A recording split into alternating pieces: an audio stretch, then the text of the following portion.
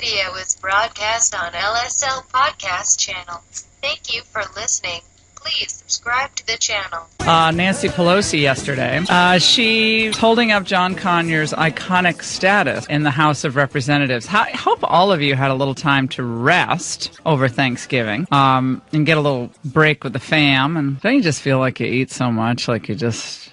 I felt like overstuffed. We had so much fun. The kids had a blast. We went down to Florida and stayed with extended family. They're like my family. So we stayed down there and had a couple of days, which was really nice. I really enjoyed it. And it was good to see Morning Joe was working the day after Thanksgiving, though. We'll get into that. I mean, they really put me to shame. I took Friday off from the Ingraham angle on radio, and they put all of us to shame because they were working on after Thanksgiving. It's just, gosh, I was really, really proud of them and their work ethic. So we might talk about that. John Conyers has been a fixture in Washington for years, and Nancy Pelosi was actually standing up for me, and I can't. Every situation is different, and I don't know why I've always sounded like I was just about to fall asleep. As John reviews his case, which he knows, which I don't, I believe he will do. I believe that he will. Excuse me, may I finish my sentence? Sure. That he will do the right thing. What, and is the right thing what? Resign? He will do the right thing in terms of what he knows about his situation, that he's entitled to due process, but women are entitled to due process as well. Talk about needing to resign. Double talk central. Talk about needing to step aside. Nancy Pelosi's trying to diagram those sentences is a Herculean feat. She starts down one branch of thought, and then the twig goes this way and that way, and it's a gnarly little mess. By the way, how many of you have already gotten your Christmas tree? I saw them all. They're all roped up to the racks over the weekend, and all people are already getting their trees, putting their trees up. And Raymond, the good thing about Raymond's tree is it opens up like an umbrella, so you just take it right out of the attic. It's an attic. No, it's a new fake tree. By the way, I saw some network that shall remain nameless ripping us off this Raymond morning. Is already getting into the fake versus real Christmas tree. We have serious issues to tackle today regarding tax reform, John Conyers.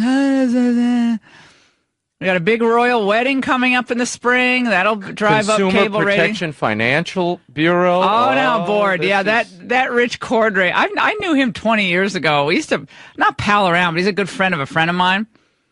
And he's a smart lawyer. He's a very smart lawyer. But what a disaster that Consumer Financial Protection Board. It was like a total oxymoron. It was the opposite. Made it harder for business to be doing business, loaning money. Nightmare. Oh, no. This is... all of this is big government growth. And every time I see one of those charts where it says 3 of the top 5 richest counties in the United States are hovered around Washington, D.C., that's all you need to know. Fairfax County, Montgomery County, Loudoun County, the richest counties in the United States. How is that possible? This is supposed to be the people's government. This is supposed to be government of and by and for the people. Instead, it's government for the lobbyists, by the consultants, and for the donors. That just tripped right off my tongue. I was thinking, what if someone like in the Rick Perry in the debate, they said, Laura, what 3 things are you talking about? I like Rick Perry. By the way, I saw him the other day. We have to get him on the show. We have to get him on the Ingraham angle. He's doing really cool stuff in energy. Really cool stuff. And this is his bailiwick. I mean, he just loves it. I said, how are you liking your job? Thinking, oh, he misses Texas. He said, I love every day I go to work. He said, there are challenges, big bureaucracy, but I love it. Donald Trump wants to unleash the economy and unleash the energy sector, and we're already seeing huge results. When was this? Wednesday, on the Ingraham angle. I'm hopping around here, but just bear with me because this all will connect together somehow in the end. On Wednesday on the Ingraham angle, I urged you all to stay out of the stores when, if possible, to be with your family, at least on Thanksgiving Day,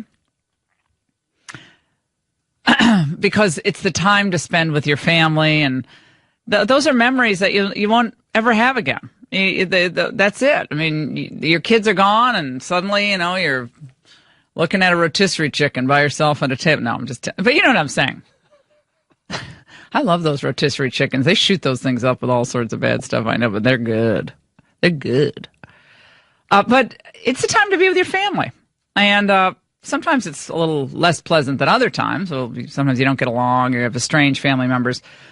But I urged you all to resist the stores that were open. The lure of stores on Thanksgiving. Yes. But did you resist? Well. Oh. Here's what happened. Wait a minute. Do we have a clip of her, wait, I'm trying to recall the phrase. Wait, the phrase on the Ingraham angle? Something about, because sometimes the greatest opportunities are around the table. In fact, the greatest opportunity. No, you said the greatest opportunity is often around the table. At home, around the table. Number one, it wasn't at home. Which you quickly abandoned to find some piece of Chinese trash on the aisle at Walmart. Here's what happened. Here's what happened. Dimitri has been generally a very good boy, and he wanted a little remote. Raymond's raising his eyes. He's okay. All right. He's the middle child. He deserves a little bit of a break. So he wanted a little remote control boat. Like, you can get these things for like $12, but for some reason I couldn't find any store, because we were at a pool, and he likes to drive the boat around in the pool. And so Thanksgiving Day. Well, it was Thanksgiving Day. It was yes or no? Yeah, Thanksgiving Day. It was Thanksgiving Day. Well, was it? Just trying to. Yeah. Was it it might have been the day after Thanksgiving. Was it Thanksgiving? No, it was Thanksgiving Day. Because I sent you a photo. I admitted it to Raymond. Evidence. Don't you dare post that. And so I go, and I've never done this before. You know what I was doing? I was on assignment. Oh, please. You know when they say that the anchor is gone, they're on assignment, but then there's never any product that comes out of the assignment. There's no follow-up report. Right. Well, what assignment were you on, and what did you produce? Assignment is how reporters go on vacation. Right. Okay. Ahead. She's on assignment at Walmart in West Palm or something. I was right. It was Walmart. Oh, my God. Well, there was nothing open except Walmart during the day, so we go to Walmart. And you know what they had? They had all these big pallets of Chinese stuff. There was shrink wrap all around them. And it said, do not rip open until 6 p.m. because that's when the doorbusters start. Wow. But it was stuff I wouldn't buy. And all I was looking for was a little $12.99 boat. I actually found one that ended up entertaining him for the whole weekend. He just drove that boat all weekend. But I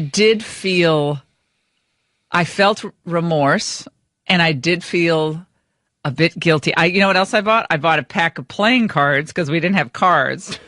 And those were times in West Palm. Wow. We're going to have a Keno conference in the evening? Wow, hot nights. Hot Palm Beach nights. Blue hairs.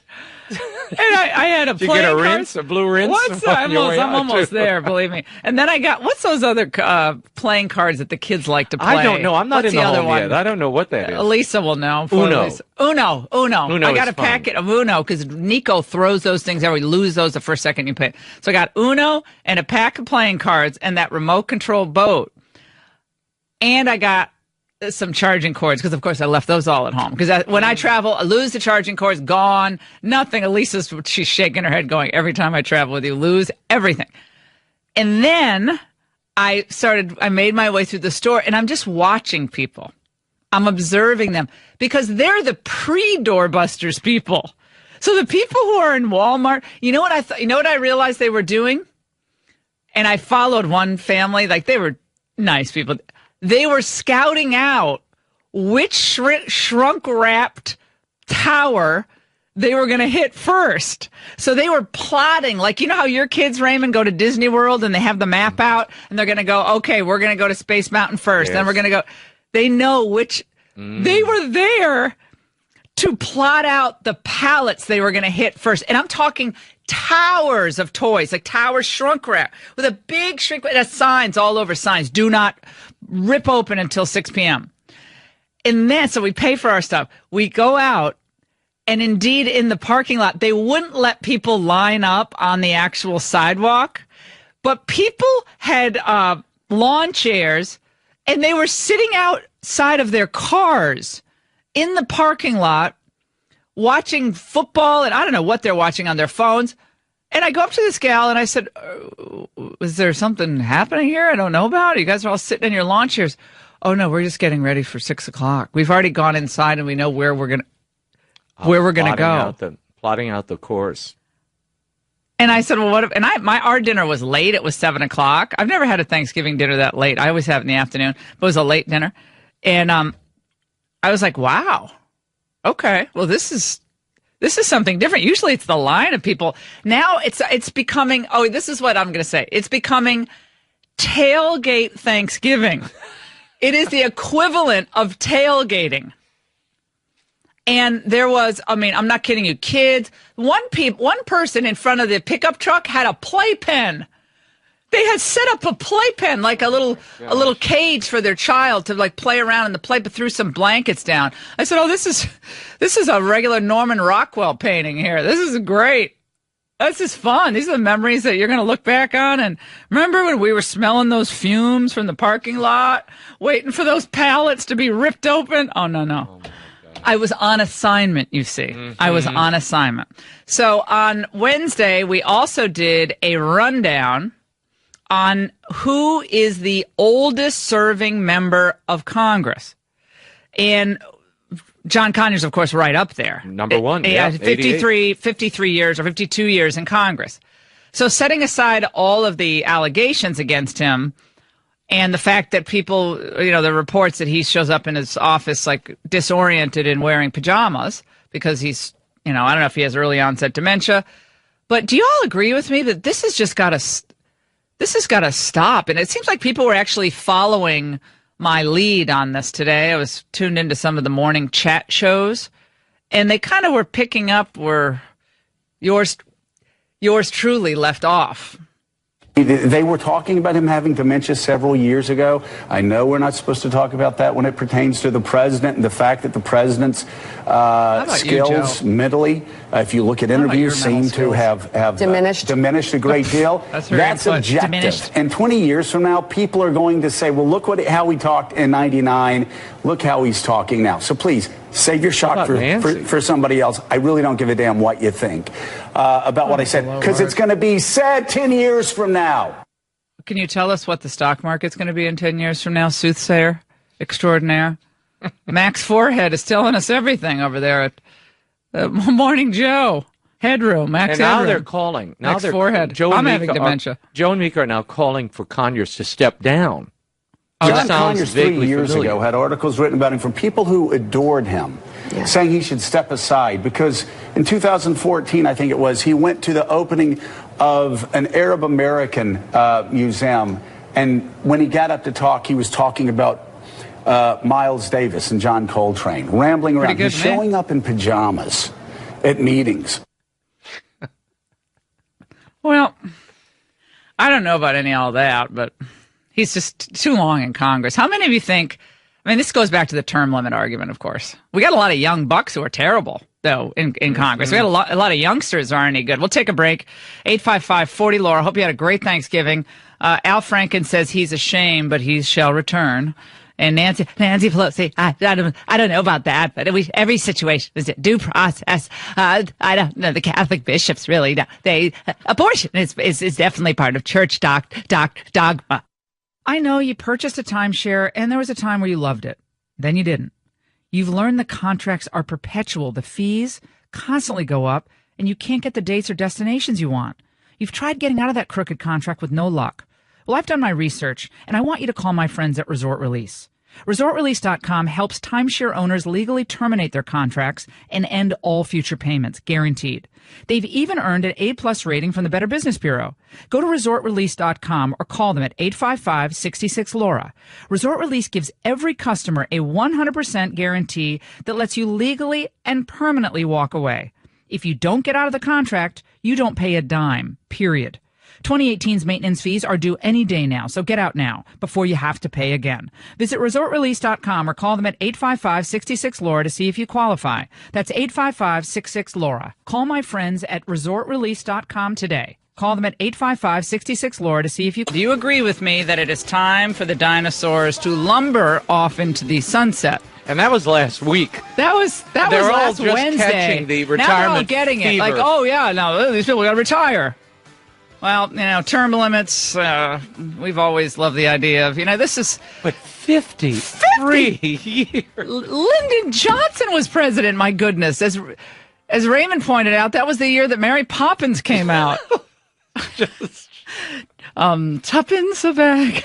That man. Talk about somebody who needs to go. My goodness. And then it's like, Thad Cochran's disoriented up there. They should have a mental acuity test for these people up there. And look, as you said on the last week, on the Ingraham angle, there is wisdom in age. There is wisdom. Yeah, there are some of them are really that's sharp. But that's when you use your wisdom to train the next generation, not sit and occupy space while you decay.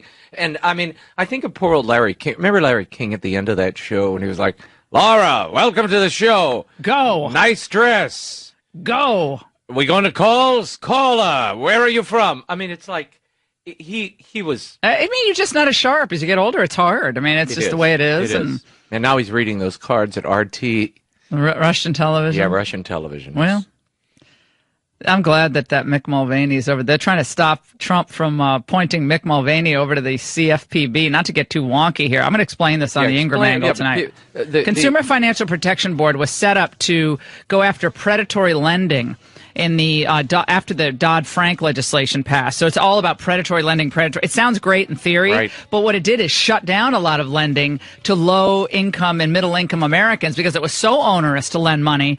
And that then became a place where the economy stalled out. So we'll talk about that tonight and a lot more coming up. Buchanan. You've heard me talking about one of my favorite games, Say Anything. It's a blast. You ask a question, everyone around the table just starts talking and laughing. And with Say Anything, it's really that easy. There's nothing worse than getting a game. It's all complicated rules. And, oh, my God, you don't know which end is up. Forget it. This is my go-to game that I play with the kids. It also helps the little ones with their writing a little bit. So that's an added plus. And you can play it casually. You don't have to, commit to playing something for, 2 hours. There's no timer. There's also no rush. You can take your time, and everyone in the family plays together. That's what I really love it. Whether you're, whether you're 10 or whether you're 80 years old, you can have fun playing this game. It's called Say Anything. Your family will be talking and laughing, connecting, which is what we should be doing around the holidays with those we really love. So there's only a few weeks left before Christmas. Hard to believe. So make sure you get a gift that brings families together. It's called Say Anything. You can get it at Target or Toys R Us. I'm just sorry we've had to experience you in the U.S. Senate at all at this point. He's sorry to the women. I'm sorry we've had to experience poor Minnesota, a state I love, has had to endure Governor Mark Dayton disaster. Amy Klobuchar. This is just the worst of worst. I don't know if it's the winter that sets in up there in Minnesota, but this is remember they had old Paul Wellstone years ago and Jesse Ventura. It's a state I just can't figure out. I cannot figure out. It's a Norwegian mentality. I don't know. They got the Somalis and St. Paul. There are a couple states, Maine and Minnesota. I have a hard time figuring out those two states. Maybe more so than any other states in the United States. So now it's the daily scorecard of sexual harassers, or I should say accused sexual harassers, because if someone accuses you, you're automatically guilty. There is no opportunity for any man or woman to beat back an allegation once they're accused. We know that. So it's like if you want to get back at someone, just accuse them of something, and then, probably he'll lose a promotion or she'll lose a job or her name will be blackballed or his name will be dragged through. And then there are real victims out there who are truly victims. But is the way the media are covering this, the way they're covering this is just a sign of an unserious nation. We have serious problems and serious good news out there, too. Pat Buchanan wrote a piece last week titled Unserious Nation. And it was fabulous about all of these issues, what we really need to tackle as a country and what we occupy our time with in the media and beyond. He joins us now. One of our first guests on the Ingraham angle, who was fantastic. I want him back on regularly. And we adore him. Pat, how was your Thanksgiving? Was it fun? It was fun. I went down to my brother's place and we had a great time. It was a wonderful Thanksgiving. Did you shoot any real, birds and pluck the feathers out or something? Is that what the Buchanan boys do? My days ended when I shot a few birds in 8th grade or something. In the old days, though, Pat, you could go out to Tyson's Corner and you could turkey hunt. There was great turkeys out there. Now we just have turkey politicians. 7 corners. There was nothing out there. That was a good old days. Gosh, I wish I lived then. I wish I lived in the D.C. area back then. That was when the going was good. That was awesome. It was a great town. You had 800,000 people in the city, and the suburbs were Silver Spring and Bethesda. Wow. And McLean, Pat, was just like a gravel road, right? Going out on 123 and Route 50. Sure, the Chain Bridge. You go across the Chain Bridge, there was nothing out there, a little 2-lane road heading into Virginia, And, it was very Southern, frankly. We used to play Washington Lee, and it was very strongly Protestant, Catholic school coming across from D.C.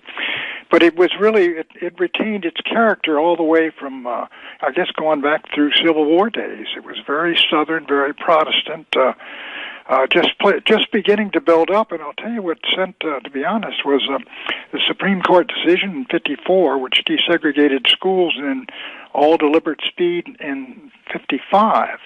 And a lot of folks, white folks, simply abandoned the D.C. schools so that 6 years later they were all African American.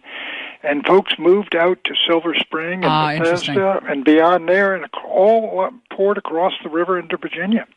That's really interesting. Time. Yeah, a real demographic shift, and now, of course, we have the Islamic incursion into Northern Virginia, and got full burqas and abayas all over Loudoun County. Never seen anything like it. This is nothing speaks Christmas to me. We're like diverse. Yeah, like diverse over here. Yeah, it's wild. So let's talk about what we're seeing now in politics. I want to get to this tax reform, this economy, which is just flying high, despite the fact that we haven't been able to repeal Obamacare, but still flying high.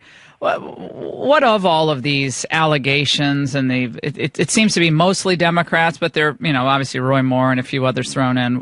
How do we process this as a nation now? Well, I think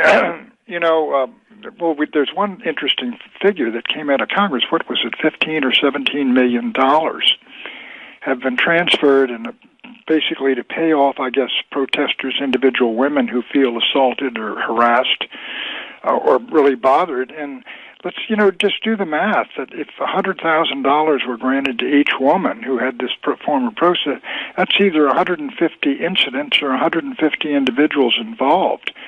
So I think that's going to be revealed. My guess is the press is working on all the names now. And this is sort of like a long fever, these things. And I think it's going to take a real while to work itself out. And I think Conyers and Al Franken are only the first 2 casualties on the Hill.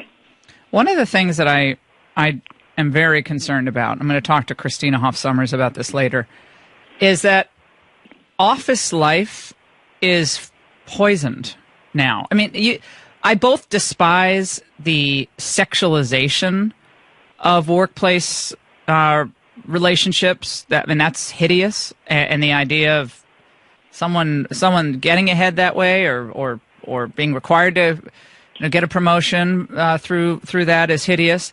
But also, it is quite something that decades and decades and decades later, individuals are charged with these things. There is no proving or disproving these allegations, and I think there's going to be a boomerang effect on this, which is actually not great for women.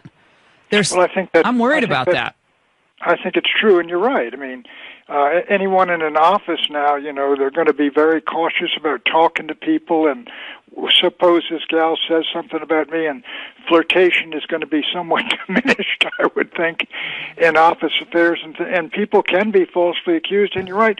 One of the reasons I think that Judge Moore there's skepticism about some of the allegations against Judge Moore is, here's one of the most controversial people in Alabama who's run 8 times or something. And the charges were never made, and now they all come pouring forth from 35, 40 years ago. So people say, wait a minute, is this simply taking down a conservative? And that's one of the reasons there's doubt, and one of the reasons I think Judge Moore still has a chance to win this election. It's just what you're saying. The skepticism, the further back this goes.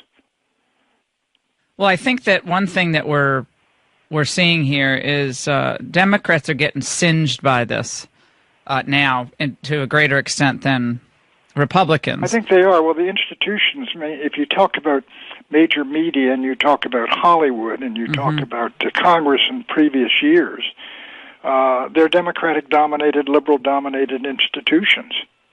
Raymond Arroyo's point on, he's with us, Pat, on the Ingraham angle was, you have to look at the content that many of these who are accused, and more credibly than others, have put out over the past 40 years. The content of their character, in a way. And Raymond was talking about this. Well, the work didn't come out of nowhere. Yes, it's a reflection of the heart of the people who are creating it. Pornified movies, pornified billboards, pornified and profane music lyrics, Pat. This is a result of the so-called sexual revolution of the 1960s, where it said, this is no big deal. Sex is no big deal, and the celebration of hookups and that culture and all the rest of it. And once you do that to the culture and to the country, I mean, a lot of people say, well, it's not that big a deal, and more of these incidents occur.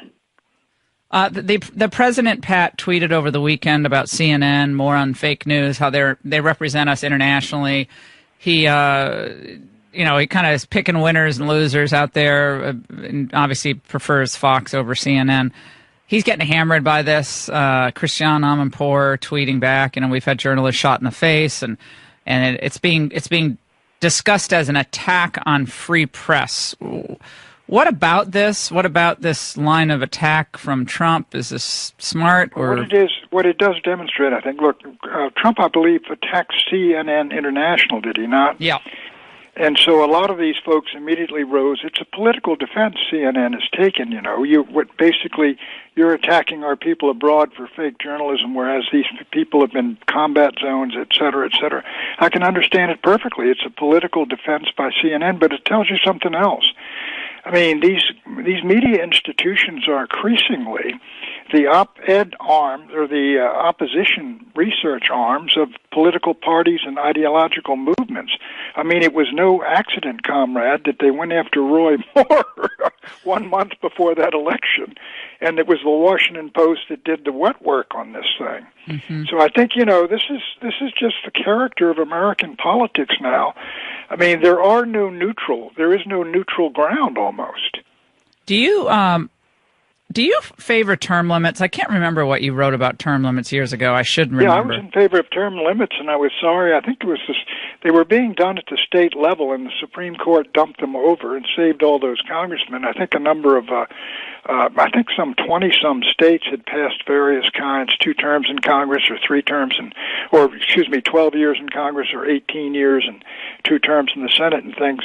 But the Supreme Court overturned them and said it can only be done basically by the Congress, but through constitutional amendment or something like that, yeah. And so you're never going to get that through.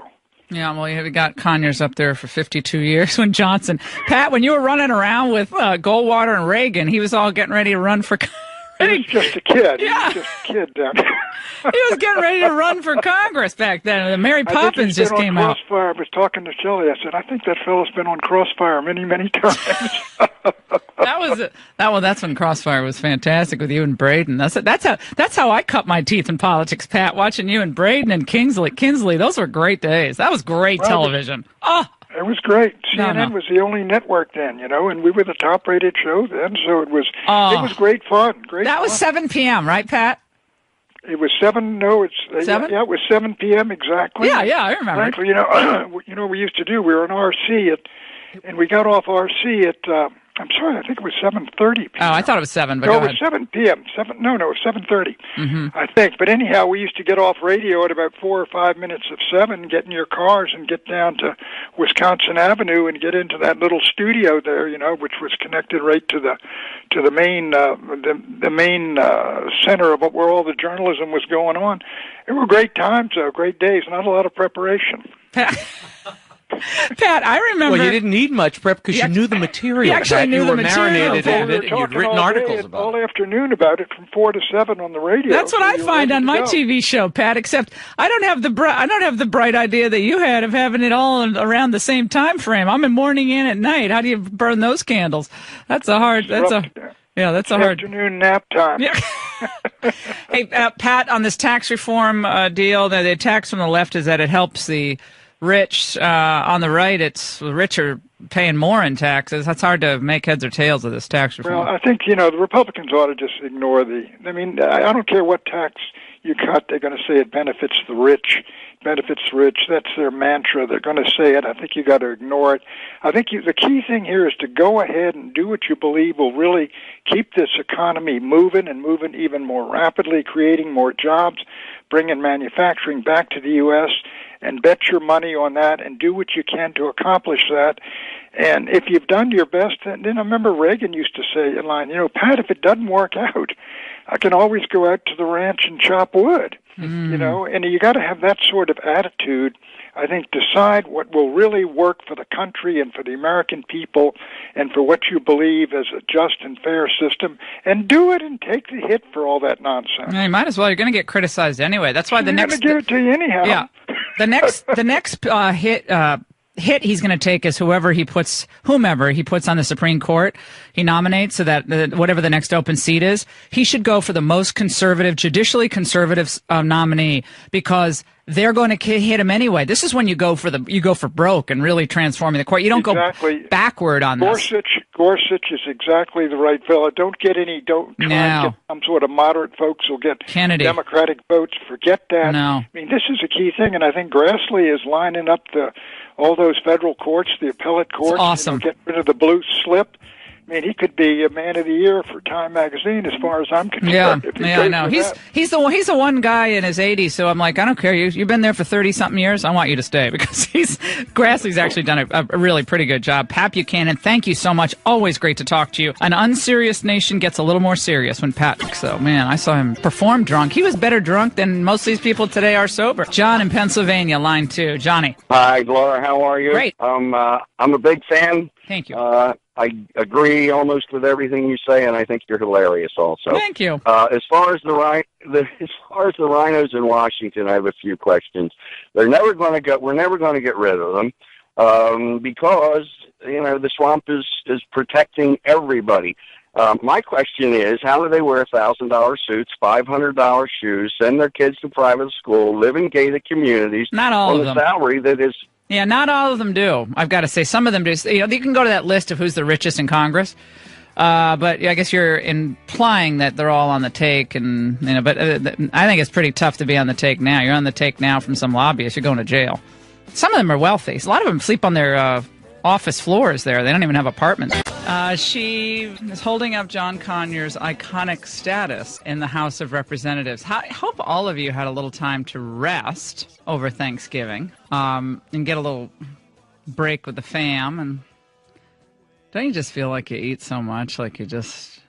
I felt like overstuffed. We had so much fun. The kids had a blast. We went down to Florida and stayed with extended family. They're like my family. So we stayed down there and had a couple of days, which was really nice. I really enjoyed it. And it was good to see Morning Joe was working the day after Thanksgiving, though. We'll get into that. I mean, they really put me to shame. I took Friday off from the Ingraham angle on radio, and they put all of us to shame because they were working on after Thanksgiving. It's just, gosh, I was really, really proud of them and their work ethic. So we might talk about that. John Conyers has been a fixture in Washington for years, and Nancy Pelosi was actually standing up for me, and every situation is different. And I don't know why I've always sounded like I was just about to fall asleep. As John reviews his case, which he knows, which I don't, I believe he will do. I believe that he will. Excuse me, may I finish my sentence? Sure. That he will do the right thing. And is the right thing what? Resign? He will do the right thing in terms of what he knows about his situation, that he's entitled to due process, but women are entitled to due process as well. Talk about needing to resign. Double talk central. Talk about needing to step aside. Nancy Pelosi's trying to diagram those sentences is a Herculean feat. She starts down one branch of thought, and then the twig goes this way and that way, and it's a gnarly little mess. By the way, how many of you have already gotten your Christmas tree? I saw them all They're all roped up to the racks over the weekend, and all people are already getting their trees, putting their trees up. And Raymond, the good thing about Raymond's tree is it opens up like an umbrella, so you just take it right out of the attic. It's an attic. No, it's a new fake tree. By the way, I saw some network that shall remain nameless ripping us off this Raymond morning. is already getting into the fake versus real Christmas tree. We have serious issues to tackle today regarding tax reform, John Conyers. We got a big royal wedding coming up in the spring. That'll drive up cable Consumer Protection Financial Bureau. Oh, now board. Yeah, that Rich Cordray. I knew him 20 years ago. We used to not pal around, but he's a good friend of a friend of mine. And he's a smart lawyer, a very smart lawyer, but what a disaster that Consumer Financial Protection Board. It was like a total oxymoron. It was the opposite. Made it harder for business to be doing business, loaning money. Nightmare. Oh, no. This is...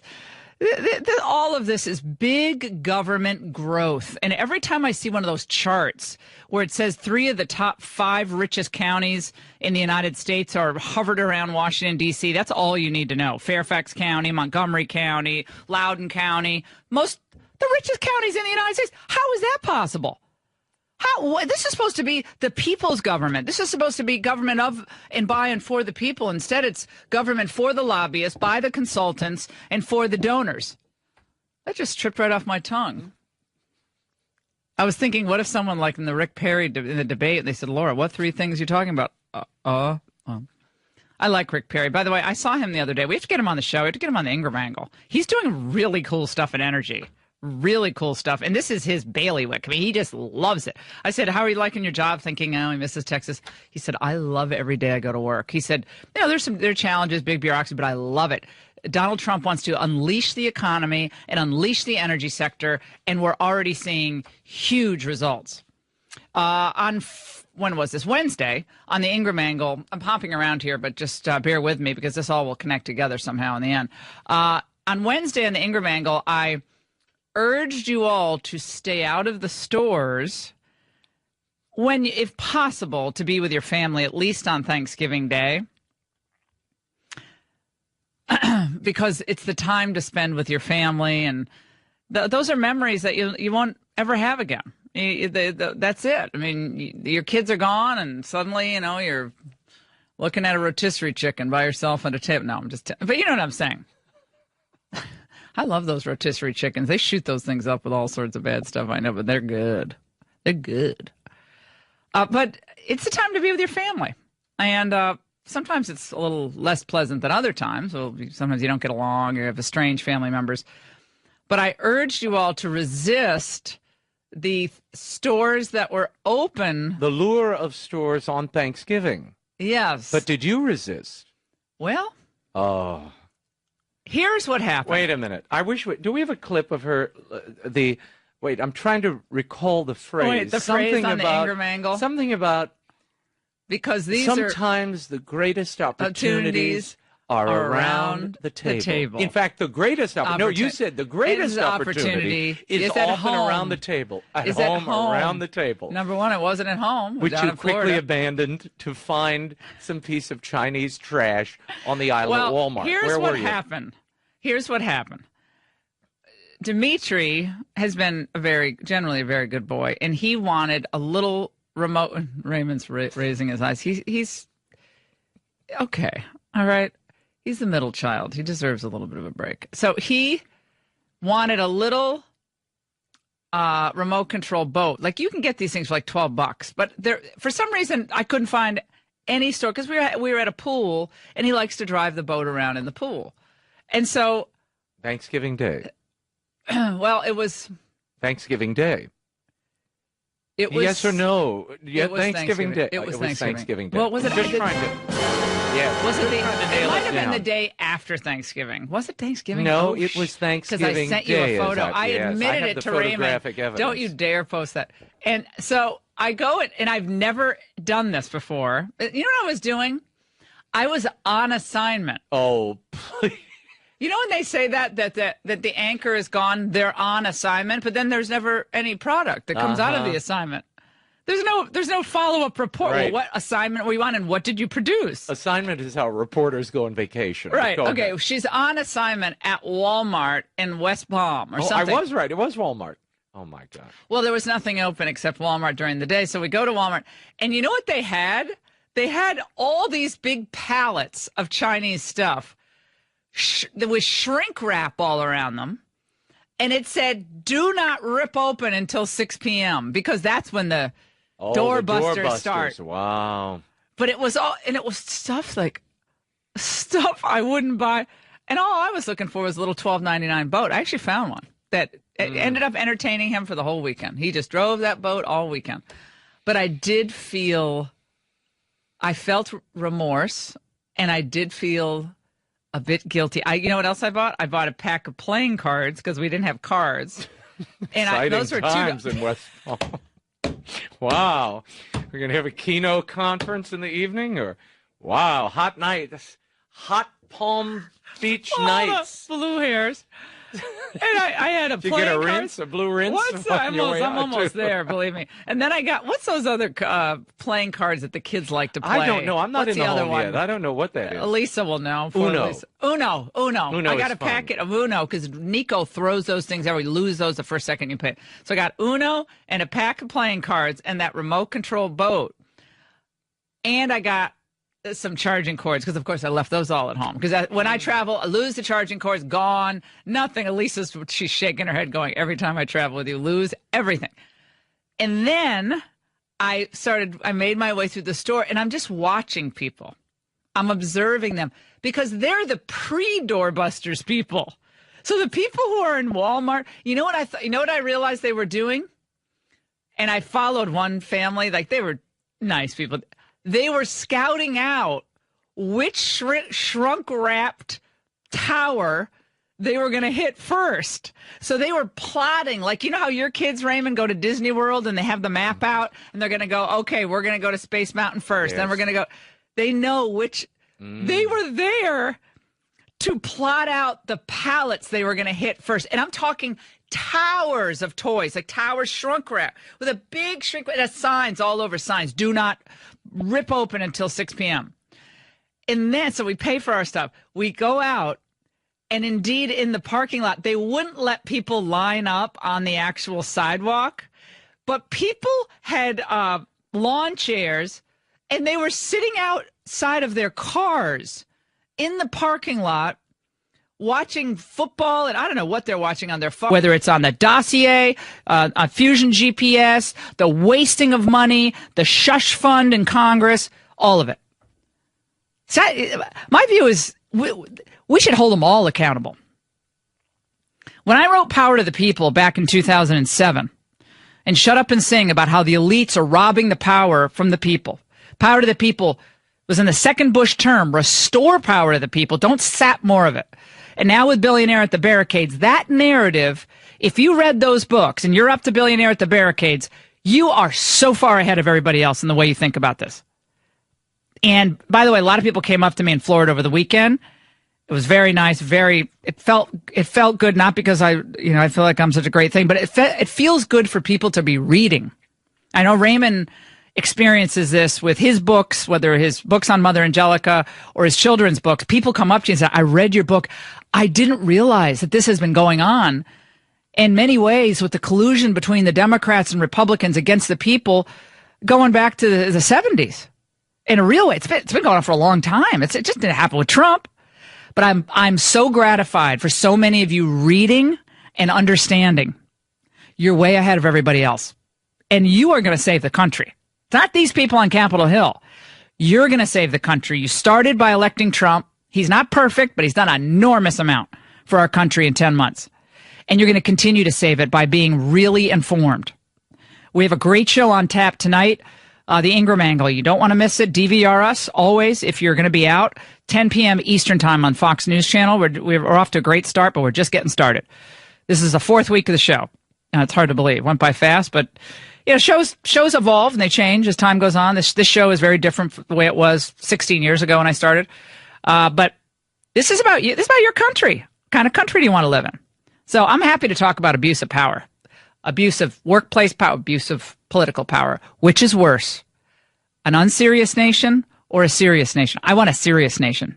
Back to the basics. 855-40-LAURA. A lot more to get to on your healthy radio addiction. If you've listened to my show for any period of time, you know how much I love Food for the Poor. They do what they say. Their financial integrity is unequaled, and I've seen their work personally. I'm so excited to work with them again this year. In Haiti, 1 out of 14 children will never see the age of 5 without our help. Together, we're going to save the lives of 4,200 children. $50 provides food for a year and clean water for life for a suffering child. Call 844-868-4673 or go to lauraingraham.com. That's 844-868-4673 or go to lauraingraham.com. Chuck, this isn't what I was expecting from you, Chuck. That was like a hallelujah moment. 20 years late from Chuck Todd, but nevertheless, I'll take it. He actually used the word rape and Clinton in the same sentence. Maybe he did it before and I missed it. But I don't think Pelosi was ready for that. I think she thought she was going to skate in to meet the press. It was all going to work out fine for her. Let's go to the lines. Ronnie in Indiana, line 1. Ron, my question on the table is, what's the worst development for our country? The revelations about individual piggish people who do the things that frankly we know have been done in politics and the workplace before, or the widespread abuse of power, government power, to shut down the individual and small business? Ron. It's all the above, Laura. God bless you. But I tell you right now, the way we can curb most all of this, and I get poo-pooed by like everybody I tell it to, term limits, across the board term limits should be no more than 2 terms and you're gone. You don't have time to be corrupted. You don't have time to be hooked into all of that stuff down there around that city. You need a constitutional amendment. You need a constitutional amendment because the court already decided the states that were acting and putting in their own term limits for federal office, but the court at the time said, look, the framers, they didn't seem to intend this in the Constitution. Otherwise, they would have. They would have made it explicit. There's no reference to term limits in the Constitution, so you all have to amend the Constitution. I mean, there have been over the years many efforts to institute term limits. I think the best test is: are you returning more power to the people or not? Are you part of what we call the swamp or not? There are some people up there who've been there. I mean, Grassley, except for that starting that shush fund, which was really stupid, he's been pretty good. He's in his 80s. Man. He's done a good. Hatch has been great on the judges, terrible on immigration, but he's been great on judges. So some of them on some issues have been great. But yeah, I think, look, and you're in your 80s. My gosh, don't people want to go on and do something else? If I am doing this job in my 80s, then James, you can just smother me with something, a pillow, chloroform, whatever. I give you permission to do that. I'll make a note. Yeah, make a note to file. I mean, can you imagine? Well, here at the Laura Ingraham show, we got some stuff. Wait, I forgot where I was. Why are you holding that pillow? I don't know. James is coming at me. Oh, my phone number. Oh, I'll have to answer this later. Well, this is where things go. William in Florida. We have time. William, go ahead. Ms. Ingraham, you mentioned a lot of things that America is facing right now, but everybody seems to be turning a blind eye to the issue of the stealth jihad that's taking place around us. I see cities and towns all throughout the United States that are falling under Sharia law, and nobody seems to be doing anything about it. I see all these Muslim mosques that are loaded with weapons and camps all across the United States. Really? Where are those? What is anybody doing about that? You've seen mosques loaded with weapons? Where is that exactly? Well, they have. There was an FBI report out on it, but Obama stopped them from doing it.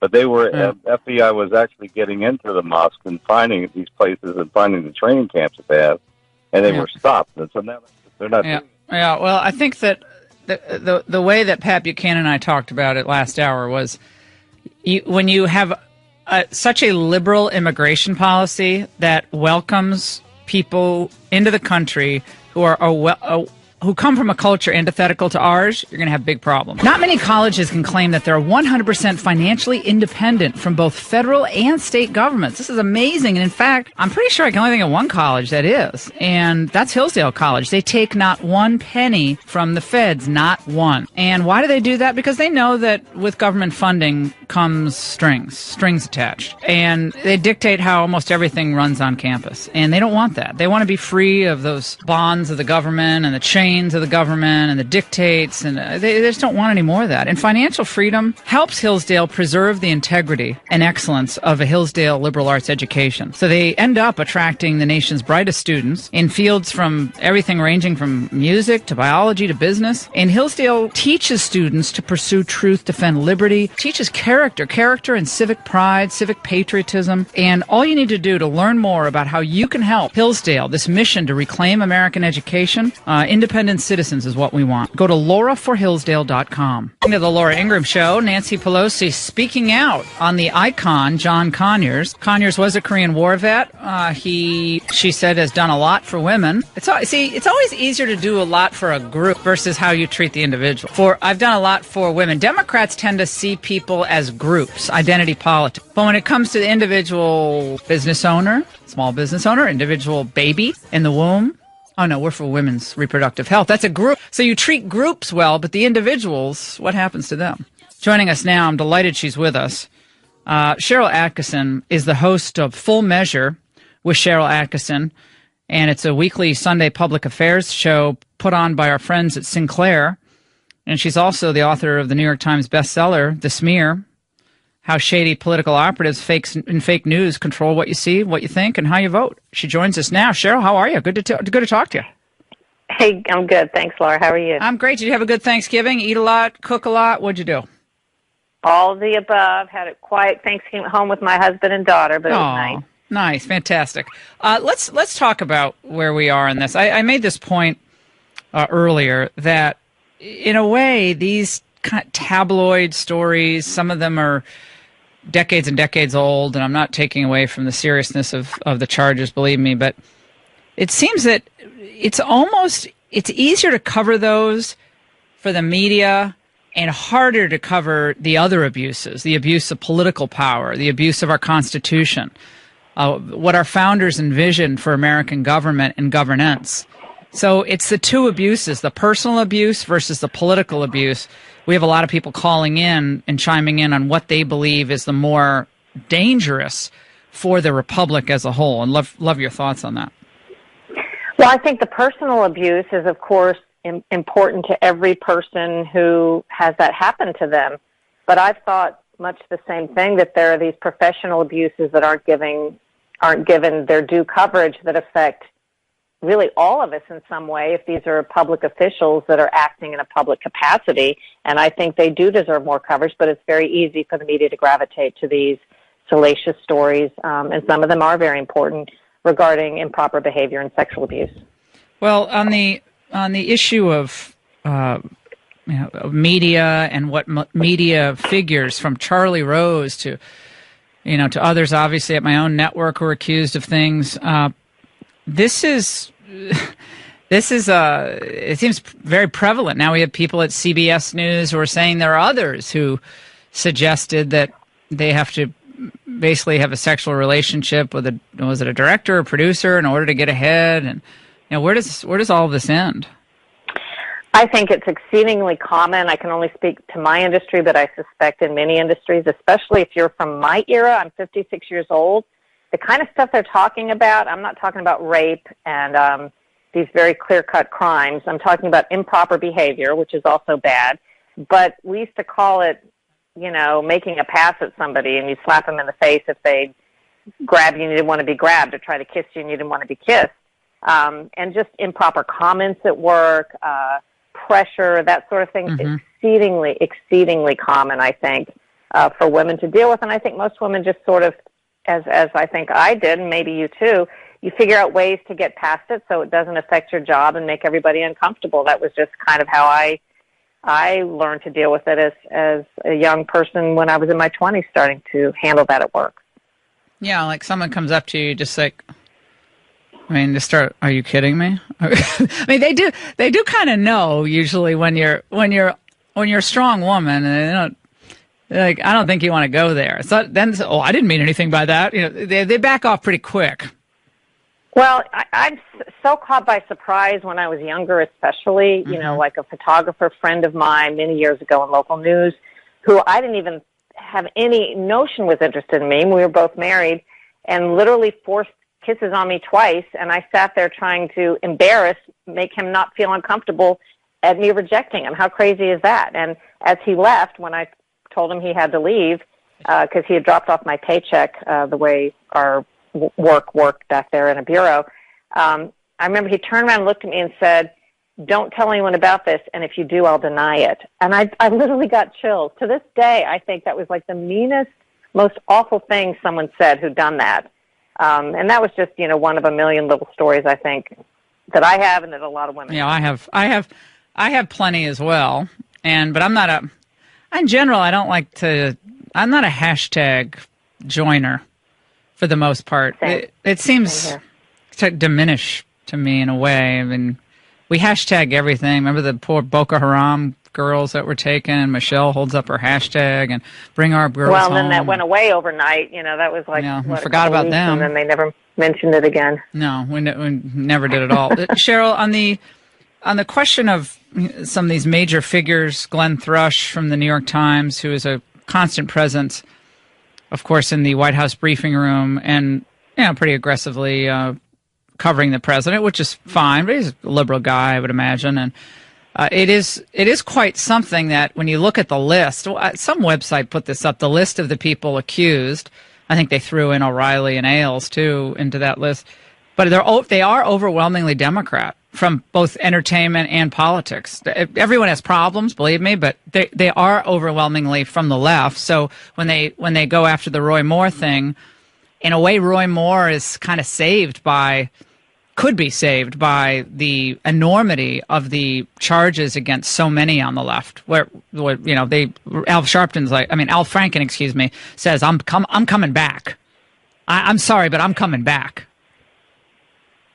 Yeah, it kind of muddles everything, doesn't it? In a way, it's difficult to draw a political line when you have so much happening, on both sides, including, as you say, on the left. And Glenn Thrush, I wrote an article about this in The Hill.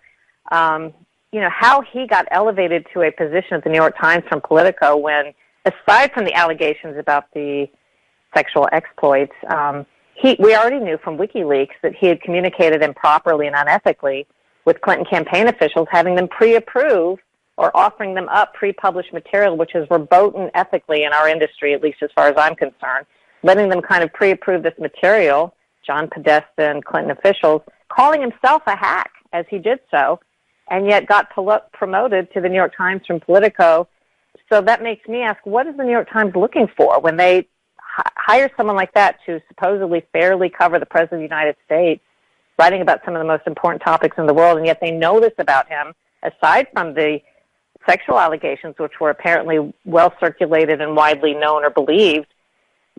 What is their goal then at the New York Times? What are they really looking to do if that's the kind of reporter they want doing their stories? And then I pointed out that several things he wrote about President Trump are almost exactly, this is Glenn Thrush, what women are accusing him of having done. And I put some excerpts in that article in case people are interested. Yeah, and I think that, again, Ken Vogel, Glenn Thrush, Vogel went on to, was he still even at Politico? He was the other one involved in the sending the content to get it approved by the Clinton campaign. It was Ken Vogel. He's still working in the media. He's blocked me on Twitter, by the way, because I called him out on this. I'm like, how can you let someone pre-approve your questions? Well, and then how about this? Maggie Haberman was also promoted from Politico to the New York Times to cover President Trump with Glenn Thrush, and she was called by the Clinton people a friendly who teed up stories for them when they wanted her to and, quote, never disappointed them. In other words, they felt at least that they could go to her. And there's an example I've written about on my website with a lot of these reporters that have communicated like this. There's an example of them talking about, no one else will print this story we want them to print. These are the Clinton people. And that we finally think, we may be able to get Maggie Haberman to do it or the New York Times to do it. And sure enough, within 3 days, the story pops exactly as they wanted, exactly as they planned. They wanted to attack Senator Grassley about something, and it appears as though Haberman delivered. So if these are the kind of reporters that top, formerly well-respected news organizations want, that's the kind of work that they want done. You have to wonder what they're what they really think their job is. I don't think it's reporting straight news anymore. And so it's Ken Vogel went to the New York Times in June. Thrush went to the New York Times, and Haberman at the New York Times, like the hit squad. Right. It's all the news. Well, all of whom they knew had questions raised. Vogel, but at least, yes, exactly, with Haberman and Thrush. They knew when they hired them what they were all about and hired them. We're talking to Cheryl Atkinson, who's the host of a great show called Full Measure with Cheryl Atkinson on via Sinclair every Sunday. It's a terrific show. It's really in-depth on politics and the media, how the media covers politics and beyond. Cheryl, the president tweeted out over the weekend when he was down there in Mar-a-Lago about CNN International, that CNN International is fake news and it poorly represents our country. And he's clearly personally very offended when he doesn't get credit for the economy improving and so forth. What do you think of his tweeting about the media? Because that opened up the door to, of course, the media saying he's anti-First Amendment and so forth. Well, I think, that's exactly what his supporters and followers like to see him do. He's getting different advice as to whether he should or not. If I'm Trump, I'm probably thinking the harder my opponents want me to stop, the more I probably ought to keep doing it. But, it's just a viewpoint as to whether you think he ought to do that or not. People have asked me, am I worried about the president's attack on reporters? And as someone who is currently pursuing a lawsuit against the Department of Justice for the Obama administration intrusion into my government, the government intrusion into my computers, I say, President Obama talked a good game. I was excited when he got elected in terms of him talking about the transparency and the freedom and what he was going to be able to do. And it turned out to be the opposite. So I think there are reporters who are saying they prefer someone who talks a good game, but in my view is very sneaky in what they did behind the scenes, versus Trump, who's telling you exactly like it is, and you know where you stand. I'm always the kind of reporter that prefers to hear it like it is than to be talked to, out of the side of one's mouth. So I think we know where Trump stands on the media. He says it almost every day, and I like knowing that. Yeah, I like the transparency. You kind of just know what he thinks.